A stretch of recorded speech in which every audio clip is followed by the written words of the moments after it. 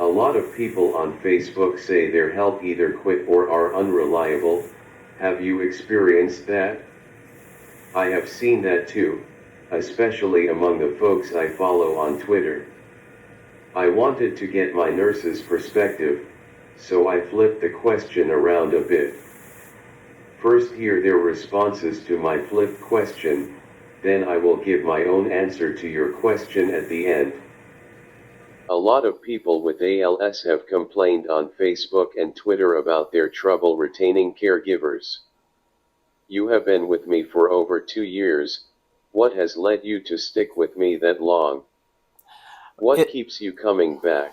it's my commitment. I when I normally start a case that I decide I'm going to stay with, I commit to doing the things that helps that case run smoothly.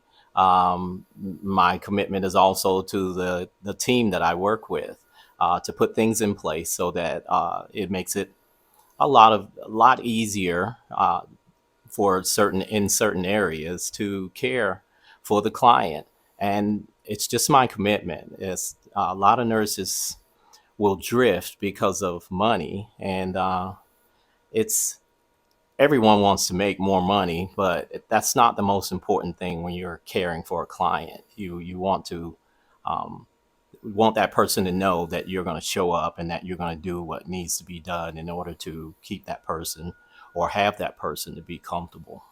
So it's my commitment. Well, I would say for starters, I'm a people person. And secondly, it's so easy to get along with you. Uh, you make it easy to care for. Yes, everybody has their difficult days, but we always seem to get along well. And I enjoy working with you and for you. That's what keeps me coming back. And our bond, it grows beyond just a patient nurse relationship. You actually bond and become like family. And Andrew, mom, and I were very close in when she would come by. Her and I would sit in the front a lot of times, and we would do different little activities because she was in her mid stages of Alzheimer's. So sometimes she would get bored sitting in a room with Andrew and his dad watching sports. And she would come into the area where I am, and we would just talk and talk and talk. And my bond with Andrew and his family, his dad and his brothers, is more than just a patient nurse relationship. So that's what keeps me coming back. The love that I have for Andrew keeps me coming back. As you have well seen in my previous videos, I have some pretty awesome nurses. I am very fortunate to have such a dedicated and caring team. Have I experienced trouble with caregivers in the past? A little bit, but not much. When I moved to Chapel Hill in 2018, a little over a year into my ALS, I could still walk a little, breathe, eat, and speak, although in all areas I was declining rather significantly. I started using a CNA agency for caregivers just during the daytime hours, because my brother was living with me at the time and I really didn't need much care at night. I went through a few CNAs from the agency, sometimes my choice, sometimes theirs. And I recall a couple lapses in coverage during that period, about 8 months, but those lapses were quickly filled by the agency, and they weren't a big deal because I still was minimally functional. When my brother moved out, we did some private hires for overnight caregivers and had a couple minor problems with lateness and replacing people, but not any major problems. Then I had my tracheostomy surgery. We hired a live-in caregiver that was highly recommended to us.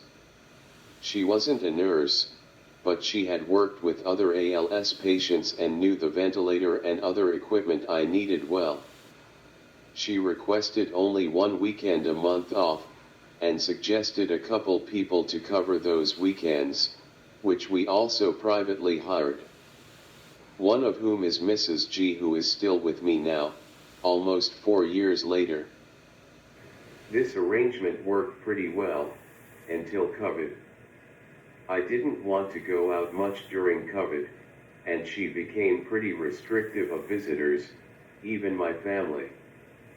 So we got on each other's nerves, and I decided to end the arrangement. I would only consider this a partial problem with a caregiver though, because she was very reasonable with staying the many months needed to replace her 24/7 care, and she also dutifully trained all of her replacements, including Jackie and Kerwin, who are still with me now. My father contacted the ALS Association, and they recommended 3 local nursing agencies that had experience with ALS and tracheostomy patients. One of these agencies, Full Coverage PDN, I am still with today. I will share an interview profiling Full Coverage soon. Other problems I have had with nurses are rejections by me, not nurses leaving me in the lurch. If I don't feel comfortable with a nurse, because after all, my life is in their hands, I reject them and have the agency replace them. So, after that long story detailing my caregiver changes over the last 5 years, I have some takeaways. First, try to find people who have experience with ALS. These people will understand and anticipate the changes in care needed as the disease progresses. Second, get recommendations from people knowledgeable about ALS, such as the ALS Association, a social worker at your ALS clinic or who works with your doctor, or recommendations from other nurses who may not be able to work with you but know nurses that can. Third, find nurses who are professional. This will likely cost you more, such as going through an agency, but good nurses won't walk out on you when there is strife and won't leave you in the lurch when you have nowhere else to turn. And lastly, and most importantly, treat your caregivers well. I have never sworn at my caregivers. My living caregiver taught me a great lesson: make requests, not demands. So instead of saying, "Put my glasses on me," I instead ask, "Can I get my glasses please?" Also, I buy snacks, candy, and coffee to keep here whenever they need a pick-me-up, making sure to stock their favorites. And I try to make sure they get food at events we go to. I also try not to ask too much of them when they are feeling ill or tired, especially when they are working a 24-hour shift or longer. Mostly, I try to treat my caregivers like friends and family, and hope they feel the same.